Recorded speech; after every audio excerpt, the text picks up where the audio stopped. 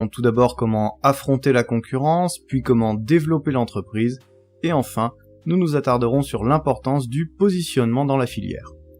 Dans chacun des domaines d'activité où elle opère, l'entreprise va devoir choisir une stratégie concurrentielle. Michael Porter en identifie 3. La stratégie de domination par les coûts, la stratégie de différenciation et enfin la stratégie de focalisation. La domination par les coûts prend appui sur le modèle coût, volume, profit. La production en série d'articles dans des volumes importants permet de réduire les coûts fixes unitaires. On fait donc des économies d'échelle. Ainsi, l'entreprise peut proposer un produit dont les caractéristiques correspondent aux standards de marché à un prix plus bas que ceux des concurrents. Pour pratiquer des prix plus bas que la concurrence, l'entreprise doit maîtriser la structure de ses coûts en rationalisant l'organisation du travail, en achetant au meilleur prix, etc. Il ne faut pas confondre cette stratégie avec celle du low cost. Avec la domination par les coûts, l'entreprise est toujours en train d'exiger un certain standard de qualité. Cette stratégie n'est pas sans risque, elle peut conduire à une guerre des prix, amenant chacun des concurrents à réduire toujours plus ses coûts et surtout ses marges. À terme, certains acteurs peuvent alors disparaître du marché. Ce type de stratégie ne convient évidemment qu'au marché de masse, car elle suppose de faire des économies en produisant de gros volumes. La deuxième stratégie élaborée par Porter est celle de la différenciation. L'entreprise peut chercher à se différencier de la concurrence en jouant sur la valeur de son offre, à la hausse ou à la baisse. D'abord on a la différenciation par le haut, c'est-à-dire l'amélioration de l'offre standard. Il s'agit de proposer des produits dotés de caractéristiques innovantes, supérieures à celles des standards de marché, ou bien d'une ergonomie soignée ou encore d'une image de marque flatteuse. L'entreprise peut ainsi justifier des prix de vente élevés qui lui permettent de dégager des marges bénéficiaires confortables. De l'autre côté, on a la différenciation par le bas, c'est ce qu'on appelle aussi le low cost ou encore l'épuration de l'offre standard. Il s'agit donc d'épurer l'offre en éliminant toute caractéristique jugée superficielle.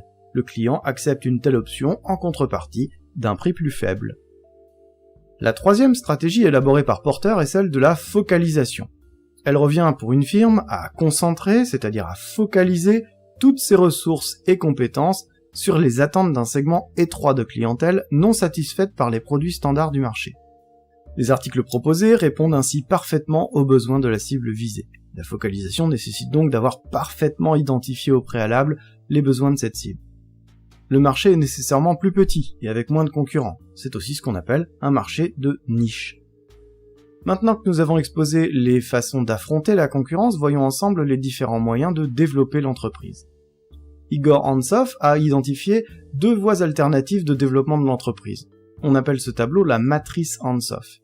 Il distingue donc d'un côté la stratégie de spécialisation, regroupant la pénétration de marché, le développement de produits et le développement de marché, et de l'autre, la stratégie de diversification. La stratégie de spécialisation se caractérise par le développement d'un savoir-faire unique, sur lequel la firme concentre l'ensemble de ses ressources, c'est-à-dire ses ressources humaines, financières, commerciales, etc. Ce choix l'a conduit à une logique d'expertise lui permettant de développer des compétences distinctives. Elle peut ainsi bénéficier d'une image d'excellence, développer des produits de qualité particulièrement innovants et ou parfaitement adaptés à des exigences particulières. On repère donc 3 stratégies de spécialisation. La pénétration de marché, ici on utilise le même produit sur le même marché, c'est-à-dire qu'on essaye de faire mieux avec la même chose. Le développement de produits, là on utilise un nouveau produit que l'on propose sur le même marché, et enfin le développement de marché, dans ce cas, on essaye de conquérir un nouveau marché, mais avec le même produit. La dernière stratégie relevée par Antsov est celle de la diversification. Elle consiste pour une entreprise à aborder parallèlement différents domaines d'activité. Ici, elle part à la conquête d'un nouveau marché à l'aide d'un nouveau produit. Elle s'appuie pour ce faire sur la maîtrise de différents savoir-faire qu'elle développe conjointement. Elle peut viser à renforcer la position concurrentielle de l'entreprise en proposant des services joints dans une optique d'offre globale, ou encore réorienter une partie de ses activités sur un nouveau domaine d'activité considéré plus porteur. Maintenant que nous avons compris les différentes stratégies de développement, voyons un dernier point, le positionnement au sein de la filière. L'entreprise peut choisir de maîtriser toute la filière sur laquelle elle opère, ou bien se concentrer sur une partie de cette même filière. C'est ce qu'on appelle l'intégration verticale.